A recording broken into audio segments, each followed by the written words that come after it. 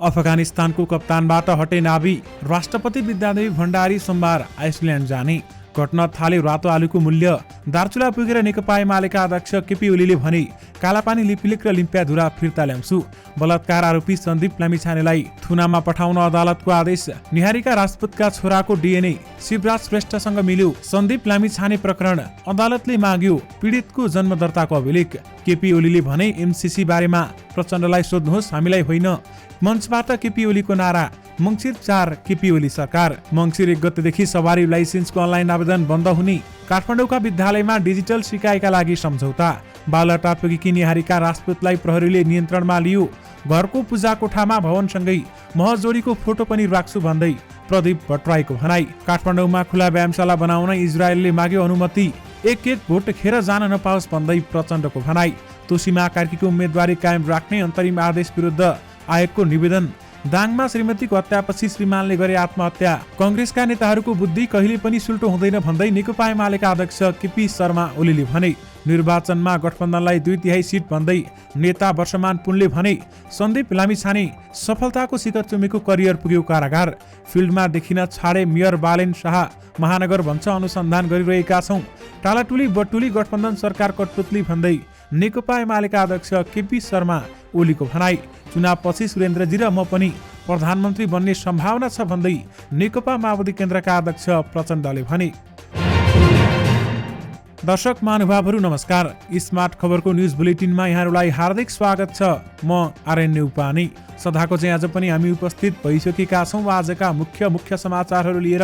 हामीलाई अन्तिमसम्म हेर्नुहोला अनि हाम्रो मेहनतका लागि यो भिडियोमा एउटा लाइक अवश्य गर्नुहोला।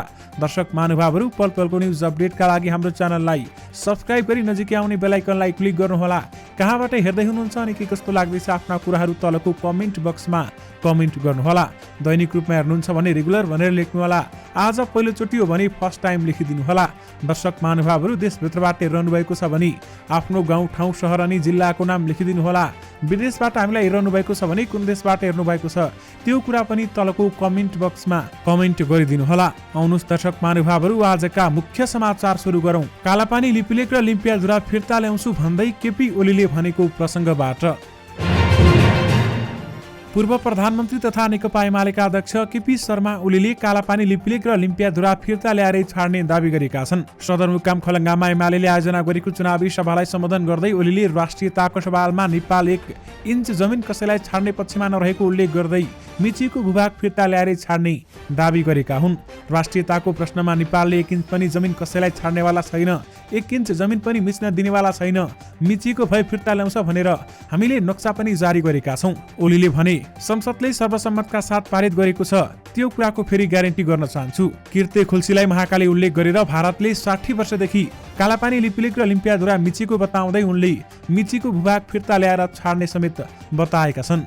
भारतीय पक्षले सडक निर्माणका क्रममा खसेको ढुङ्गा लागेर 12 वर्षीय बालकको मृत्यु भएको घटनामा गठबन्धन सरकारले शीघ्र एक्सन नलिएको समेत उनको तर्क रहेको छ। राष्ट्रिय क्रिकेट टोलीका निलम्बित कप्तान सन्दीप लामिछानेलाई पूर्वपक्षका लागि थुनामा पठाउन अदालतले आदेश दिएको छ। जिल्ला अदालत काठमाडौँका न्यायाधीश माधव प्रसाद घिमिरेकी इजालसले उनलाई पूर्वपक्षका लागि थुनामा पठाउने आदेश दिएको जिल्ला सरकारी वकिलको कार्यालय काठमाडौँका सहन्यायाधीश वक्ता अच्युत मणि नेउपानेले बताउनु भएको छ। जिल्ला प्रहरी परिसर काठमाडौँले गरेको अनुसन्धानका आधारमा सरकारी वकिलको कार्यालय काठमाडौँले 14 कार्तिकमा करणी सम्बन्धी कसुरमा 10 देखि 12 वर्ष जेल सजाय माग दावी गर्दै अभियोग पत्र दर्ता गराएको थियो। त्यसमाथि मंगलबारदेखि भएको थुन्चेक बहसपछि लामिछानेलाई पूर्वपक्षका लागि थुनामा पठाउने आदेश भएको हो। अदालतको आदेश अनुसार उनलाई केन्द्रीय कारागार सुन्धारा चलान गर्ने तयारी भइरहेको जिल्ला प्रहरी परिसर काठमाडौँका एसपी दिनेश राज मैनालीले हामीलाई बताउनु भएको छ। थुन्चेक बयानका क्रममा लामिछानेले जाहेरीकर्ताले अरू कसैको उक्साहटमा आरोप लगाएको दावी गरेका थिए। उनका पक्षका वकिलहरूले बलात्कार आरोप भन्दा पनि पीडित नाबालिग हुन् या होइनन् भन्ने विषय बहस गरेका थिए। सन्दीपका वकिलहरूले पीडितले जन्ममिति सच्याएको र उनी नाबालिका नभएको जिकिर गरेका थिए। तर सरकारी वकिलहरूले उमेरको कुरा सहायक विषय भएको बताउँदै मुख्य कुरा बलात्कार भएको प्रमाणहरूले स्थापित हुने जिकिर गरेका थिए। लामिछाने स्वयंले बयानमा पीडित भनेकी किशोरीसँग भक्तपुर घुम्न गएर पिङ्गला स्थान स्थित होटल काठमाडौँ इनमा बसेको स्वीकार गरेका छन्। होटलको क्लोज सर्किट सीसी क्यामेरा फुटेजमा पनि यो पुष्टि भएको भएको बताउँदै सरकारी वकिलहरूले बलात्कार पुष्टि हुने दावी गरेको थियो। लामिछानेले कोठामा सँगै बसे पनि कुर्सीमा निदाएको र बलात्कार नगरेको दावी गरेका थिए, तर पीडितले राति 2 पटक आफूलाई लामिछानेले जबरजस्ती करणी गरेको दावी गरेका छन्।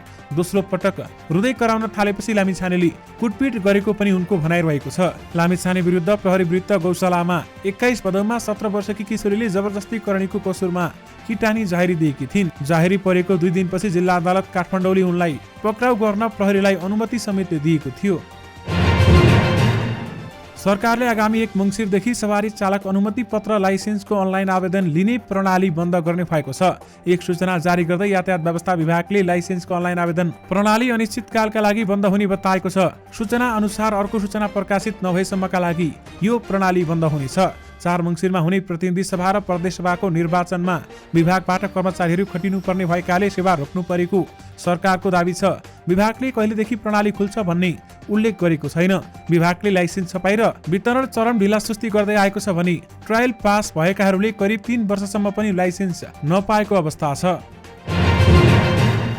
नेकपा माओवादी केन्द्रका अध्यक्ष पुष्पकमल दाहाल प्रचण्डले यसपटकको चुनाव जित्नु भन्दा पनि अत्याधिक बहुमतले जित्नु महत्त्वपूर्ण कुरा भएको बताएका छन्। गोर्खा नगरपालिका 12 रानीटारमा आयोजित गठबन्धन दलहरूको चुनावी सभामा सम्बोधन गर्दै उनले आफूलाई अत्याधिक बहुमतले विजय गराएर नयाँ कीर्तिमान कायम गर्न गोर्खाका मतदाताहरूलाई आग्रह गरेका छन्। गोर्खामा मुख्य प्रतिस्पर्धी नेपाली कांग्रेस माओवादी केन्द्र हो। दुवै मिलेपछि यसै जितिहालियो, अब के मेहनत गर्नु पर्यो भनेर धेरै ठाउँमा तर्क गरेको गुनासो सुनेको छु। उनले भने यसरी सोच्नु सही हुँदैन। जित्ने कुरा भन्दा पनि गोर्खामा एउटा नयाँ रेकर्ड बनाउने कुरा महत्त्वपूर्ण छ। अत्याधिक बहुमतले जित्ने भन्ने कुरा महत्त्वपूर्ण छ। अधिकतम मत खसाएर अत्याधिक बहुमतबाट विजय गराएर गोर्खाले कीर्तिमान बनाए मात्र गोर्खामा विकासको महाअभियान सुरु गर्न सकिने उनले बताएका छन् र मतदानमा हुने त्रुटि रोक्न टोल टोल र घर घरमा मतदानको प्रक्रिया सिकाउनु पर्ने बताउँदै उनले भने एक भोट खेर जान नपाओस्। निर्वाचन आयोगले तोसीमा कार्कीको उम्मेदवारी कायम राख्ने अन्तरिम आदेश खारेजीका लागि सर्वोच्च अदालतमा निवेदन दिएको छ। आयोगको टोलीले आज सर्वोच्चमा निवेदन दिएको उपन्यायाधीश वक्ता गुरु वाग्लेले बताएका छन्। आज हामी सर्वोच्च अदालत पुगेर कार्कीको उम्मेदवारी कायम राख्ने अन्तरिम आदेश खारेजीका लागि निवेदन दिएका हौं भन्दै वाग्लेले भने निर्वाचन आयोगले लाभको पदमा बसेर कार्कीले उम्मेदवारी दिएको उजुरीपछि उनको उम्मेदवारी खारेज गरिदिएको थियो। मेडिकल काउन्सिलबाट भत्ता मात्रै प्राप्त हुने हुँदा त्यस पदबारेमा निर्क्युलका लागि कार्कीले आयोगमा भदौ 28 निवेदन दिएकी थिइन्। आयोगले त्यस निवेदन कुनै पनि सुनवाई नगरी आफू विरुद्धको उजुरीको आधारमा उम्मेदवारी खारेज गरेर अन्याय गरेको भन्दै कार्की सर्वोच्च पुगेकी थिइन्। कार्की राष्ट्रिय स्वतन्त्र पार्टीबाट ललितपुर 3 प्रतिनिधि सभाकी उम्मेदवार हुन् भने नेपाल मेडिकल काउन्सिलको सदस्यको रूपमा बैठक भत्ता लिने गरेको आधारमा लाभको भन्न नमिल्ने भन्दै उम्मेदवारी कायमी राख्न सर्वोच्चले अन्तरिम आदेश दिएको थियो। गत मङ्गलबार न्यायाधीश कुमार चुडालको एकल इजलासले कार्कीको उम्मेदवारी कायम रहने अन्तरिम आदेश सुनाएको थियो। केही समय अघिसम्म चर्चामा रहेको काठमाडौँ महानगरपालिका यति बेला मौन छ। फुटपाथ व्यवसाय हटाउने, अनधिकृत संरचनामा डोजर चलाउने, टुकुचा उत्खनन जस्ता विषयले चर्चा कमाएको थियो। काठमाडौँ महानगरपालिकाका मेयर बालेन शाहले गरेको कामको कतिपयले प्रशंसा गरे भने कतिपयले विरोध गरे। निर्वाचनको मैदानमा रहँदा फुटपाथ व्यवसायलाई व्यवस्थापन गर्ने बताएका थिए, तर निर्वाचित भएसँगै हटाउने नीति लिएको भन्दै विरोधात्मक आवाज समेत उठेका थिए। मेयरमा निर्वाचित भएसँगै फुटपाथ व्यवस्थापन, सडक मर्मत, गुनासो सम्बोधन, अनधिकृत संरचना हटाउने, पार्किङ व्यवस्थापन लगायतका काम तीव्र गतिमा गर्दै आएका थिए। दशैं अगाडिसम्म डोजर लिएर अनधिकृत संरचना भत्काउने हिँडेका बालेन यति बेला फिल्डमा देखिन छाडेका छन्। तीव्र गतिमा काम गर्दै आएका मेयर बालेन प्रदेश सभा र प्रतिनिधि सभाको निर्वाचनको मिति नजिकिएसँगै किन मौन भए, अर्थात् किन फिल्डमा निस्किएनन् भन्ने चासोको विषय बनेको छ। टुकुचा उत्खनन गर्ने क्रममा डोजर चलाएका थिए, सो विषय अदालत प्रवेश गर्यो। त्यो सँगै पुरातत्व विभागले 100 वर्ष अघि पुगेका संरचनालाई ऐतिहासिक सम्पदाको रूपमा राख्नुपर्ने बताएसँगै उनको अभियानमा ब्रेक लागेको धेरैले आशंका गरेका छन्। यता निर्वाचनको मिति नजिकीसँगै बाहिर नदेखिएको हुन सक्ने शंका समेत गरेका छन्। यता काठमाडौँ महानगरले भने नियमित काम भइरहेको जनाएको छ। केही समय अगाडि डोजर लिएर अनधिकृत संरचना हटाएका थियौं। काठमाडौँ महानगरपालिकाका नगर प्रहरी प्रमुख राजुनाथ पाण्डेले भने अहिले पनि नियमित काम भइरहेको छ। डोजर लिएर सडकमा नपुग्दा काम हुँदैन भन्ने होइन, यति बेला हामी अनुसन्धानको काममा व्यस्त छौं भन्दै उहाँले बताउनु भएको छ। राष्ट्रपति विद्यादेवी भण्डारी आउँदो सोमबार आइसल्यान्ड जाने भएकी छिन्। विश्वभरका महिला नेताहरूको समूह वुमेन पोलिटिकल लिडर WPL का आयोजनामा हुने 8-10 नोभेम्बरमा हुने रेक्जाबेक ग्लोबल फोरममा भाग लिन उनी सोमबार आइसल्यान्ड प्रस्थान गर्ने परराष्ट्र मन्त्रालयले जनाएको छ। WPL ले भण्डारीलाई यो वर्षको WPL ट्रायल ब्लेजर अवार्ड पनि प्रदान गर्ने मन्त्रालयले आज निकालेको विज्ञप्तिमा उल्लेख गरेको छ। राष्ट्रपतिले ग्लोबल फोरममा अवार्ड ग्रहणसँगै आफ्नो मन्तव्य पनि राख्नेछिन्। 12 नोभेम्बरमा स्वदेश फर्कने राष्ट्रपतिको भ्रमण दलमा राष्ट्रपति कार्यालय र परराष्ट्र मन्त्रालयका उच्च अधिकारी पनि सहभागी हुनेछन्। रातो आलुको मूल्य प्रति किलो 79 रुपियाँ पुगेर ओह्रालो लागेको छ। पछिल्लो 2 वर्ष ताकै महँगो बिन्दुमा पुगेर रातो आलुको मूल्य केही घट्न थालेको कालीमाटी फलफुल तथा तरकारी बजार विकास समितिले जनाएको छ। आज रातो आलुको मूल्य 78 रुपियाँ प्रति किलो तोकिएको छ। जुन 15 मङ्सिर 2077 मा रातो आलुको औसत प्रति किलो मूल्य 88 रुपियाँ पुगेको थियो। त्यसपछि गत 26 असोजमा रातो आलुको मूल्य प्रति किलो 79 रुपियाँ थोकमा कायम भएको थियो भने उक्त मूल्य पछिको 2 वर्ष यताकै उच्च थियो। त्यसअघि 9 कार्तिक 2077 मा आलुको थोक बिक्री मूल्य 114 रुपियाँ पनि प्रति किलो पुगेको थियो। यानि कि रातो आलुको मूल्य घट्न थालेको छ। नेकपा एमालेका अध्यक्ष केपी शर्मा ओलीले एमसीसी बारेमा गठबन्धनसँग सोध्न आग्रह गरेका छन्। कञ्चनपुरको प्रचार सभामा ओलीलाई एमसीसी बारेमा सहभागीले प्रश्न गरेका थिए। एमसीसी गठबन्धनले ल्यायो, पास गर्यो, त्यसो भएकाले हामीले केही भनिरहनु पर्छ जस्तो लाग्दैन। मञ्चबाटै जवाफ ओलीले दिएका थिए। हामीसँग किन सोध्ने, गठबन्धनलाई सोध्नुस्, प्रचण्डलाई सोध्नुस्। एमसीसीमा प्रचण्डले दोहोरो भूमिका खेलेको पनि ओलीले बताएका छन्। पोल भत्काउन लगाउने, सडक भत्काउन लगाउने, बाटो भत्काउन लगाउने, मान्छेलाई ढुङ्गा हान्न लगाउने ओलीले भने। अनि संसदको अघिल्लो लाइनमा बसेर हुन्छ भन्दै पास गर्ने, लास भएन भन्दै उनले बताएका छन्। पत्रकार सम्मेलन गर्न भन्दै बालाटार पुगेकी निहारिका राजपूतलाई प्रहरीले केही बेर नियन्त्रणमा लिएको छ। प्रधानमन्त्रीको सरकारी निवास बालाटारको 3 नम्बर गेटमा पत्रकार सम्मेलन गर्छु भन्दै पुगेपछि नियन्त्रणमा लिएको जिल्ला प्रहरी परिसर काठमाडौँका एसपी दिनेश राज मैनालीले पुष्टि गरेका छन्। उनले भने जहाँ पनि पत्रकार सम्मेलन गर्न पाइने भन्ने हुँदैन, त्यसैले त्यहाँ नबस्नुस् भनेर केही बेर नियन्त्रणमा लिएर छाडिसकेका छौँ। आफूलाई कुमारी आमा बताउने राजपूतले 27 साउन 2079 मा राष्ट्रपति कार्यालय शीतल निवास अगाडि आत्महत्याको प्रयास समेत गरेकी थिइन्। त्यसपछि प्रहरीले उनलाई नियन्त्रणमा लिएको थियो। उपचारका लागि प्रहरी अस्पताल महाराजगञ्जमा भर्ना गरिएका बेलामा पनि उनी अनसन बसेकी थिइन्। पछि 5 भदौमा तत्कालीन कानुन मन्त्री गोविन्द बन्दीको उपस्थितिमा 3 बुँदे सहमति भएपछि उनले अनसन तोडेकी थिइन् भने सहमतिमा उनको माग बमोजिम आरोपी श्रेष्ठसँग उनको बच्चाको DNA परीक्षण गर्न उच्च अदालत जनकपुरसँग माग गर्ने सहमति भएको थियो। दर्शक महानुभावहरू, यस बारेमा पनि एउटा ठूलो खबर आएको छ। कुमारी आमाका रूपमा चर्चामा आएकी निहारिका राजपूतको छोराको DNA शिवराज श्रेष्ठसँग मिलेको छ। तपाईहरूले साँचो सुन्नुभयो। खुमलटार स्थित राष्ट्रिय विधि विज्ञान प्रयोगशालामा गरिएको परीक्षणमा राजपूतका छोराको DNA श्रेष्ठसँग मिलेको उच्च अदालत जनकपुरका रजिस्ट्रार खड्गराज अधिकारीले बताएका छन्। उच्च अदालत जनकपुरले निहारिकाको छोरा र श्रेष्ठको DNA जाँच गर्न 8 भदौमा आदेश दिएको थियो। काठमाडौँ महानगरसँग इजरायलले खुला व्यायामशाला बनाउन स्थान माग गरेको छ। नेपालका लागि इजरायलका राजदूत खुनान गोडेरले खुला व्यायामशाला बनाउन चाहेको बताउँदै यसका लागि आवश्यक प्रक्रिया मिलाइदिन महानगरसँग अनुरोध समेत गरेका हुन्। महानगरकी उपप्रमुख सुनिता डङ्गोलको कार्यकक्षमा भेट्दै राजदूत गोडेरले यस्तो प्रस्ताव गरेका हुन् र उपप्रमुख डङ्गोलले गोडेरलाई स्थानको विषयमा प्रश्न गरेपछि उनले वडा 3, 4 र 8 का कुनै ठाउँ भए पनि हुने बताएका थिए। भेटका क्रममा राजदूत गोडेरले यसअघि महानगरसँग भएको सहकार्य प्रयास कार्यान्वयन गर्न नसकेको गुनासो पनि गरेका थिए। यस पटक शहरी स्वास्थ्यका लागि खुला व्यायामशाला बनाउने कार्यक्रम सफल बनाउनु पर्ने समेत बताएका छन्। दाङको गोराहीमा श्रीमतीको हत्यापछि श्रीमानले आत्महत्या गरेका छन्। गोराही उपमहानगरपालिका वडा नम्बर 13 डुम्बर गाउँका 36 वर्षीय नवीन रोकाले 37 वर्षीय निरु रोकाको हत्यापछि आफैले आत्महत्या गरेको प्रहरीले जानकारी दिएको छ। जिल्ला प्रहरी प्रवक्ता डीएसपी राजन गौतमका अनुसार उच्च रक्तचापका बिरामी नवीनलाई श्रीमतीले बिहिबार बेलुका गोराही स्थित राप्ती स्वास्थ्य विज्ञान प्रतिष्ठानमा उपचारका लागि लगेकी थिइन्। चिकित्सकले शुक्रबार बिहान 8 बजेको समय दिएको थियो र बिहान फेरि अस्पताल नै जानुपर्ने भएकाले उनीहरू घर फर्किएनन्। उनीहरू गोराही 15 स्थित निरुको फुपूको घरमा गएका थिए। बिहिबार बेलुकी खाना खाएपछि उनीहरू सुत्न गएका थिए। श्रीमती निरुले राति नवीनको हातखुट्टा मालिस गरिदिने भनेर तेल पनि लगेका थिए। तर बिहान उनीहरू दुवैजना मृत फेला परेका हुन्। निरु एउटा कोठामा मृत फेला परेको र अर्को कोठामा नवीन झुन्डिएको अवस्थामा फेला परेको डीएसपी गौतमले जानकारी दिएका छन्। निरुको घाँटी थिचेर हत्या गरेपछि नवीनले अर्कै कोठामा गएर आत्महत्या गरेको खुलेको प्रहरीले बताएको छ। घटनाबारेमा थप अनुसन्धान जारी रहेको डीएसपी गौतमले जानकारी दिनुभएको छ। नेकपा एमालेका अध्यक्ष केपी शर्मा ओलीले कङ्ग्रेसका नेताहरूको बुद्धि कहिले पनि सुल्टो नहुने भएकाले संविधानमै पार्टीमाथि प्रतिबन्ध लगाउन नसक्ने व्यवस्था राखिएको बताएका छन्। आज कञ्चनपुरमा एमालेले आयोजना गरेको चुनावी सभालाई सम्बोधन गर्दै ओलीले विगतको इतिहास हेर्दा कम्युनिस्टका लागि कङ्ग्रेस र राणा शासनमा कुनै पनि फरक नभएको बताएका छन्। उनले राणा शासन ढालेपछि कङ्ग्रेसले सभा 4 वर्ष कम्युनिस्टमाथि प्रतिबन्ध लगाएको भन्दै टङ्कप्रसाद आचार्य आएपछि फुकुवा गरेको बताएका छन्। कङ्ग्रेस राणा शासन भयो त्यति बेला कम्युनिस्टहरूका लागि केही फरक भएन, राणाले पनि प्रतिबन्ध लगाएका थिए, कङ्ग्रेसले पनि प्रतिबन्ध लगायो ओलीले भने। त्यसै कारण कथम कदाचित झुक्किएर कङ्ग्रेस सरकारमा पुग्यो भने कुनै पनि पार्टीलाई प्रतिबन्ध लगाउँछ भनेर अहिलेको संविधानमै हामीले पार्टीमाथि प्रतिबन्ध लगाउन नसक्ने भनेर लेखेका छौँ, किनभने कङ्ग्रेसका नेताहरूको बुद्धि कहिल्यै पनि सुल्टो हुँदैन भन्दै उनले बताएका छन्। नेकपा माओवादी केन्द्रका नेता वर्षमान पुनले आसन्न निर्वाचनमा लोकतान्त्रिक वाम गठबन्धनले सङ्घमा 2/3 क्षेत्रमा जित हासिल गर्ने बताएका छन्।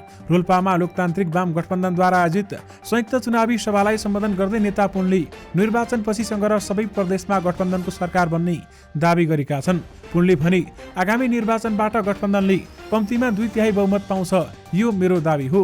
तथ्यहरूले देखाएको छ हामी 2/3 सङ्घमा जित्दैछौँ। प्रदेशमा 7 प्रदेशमा हाम्रो सरकार हुन्छ।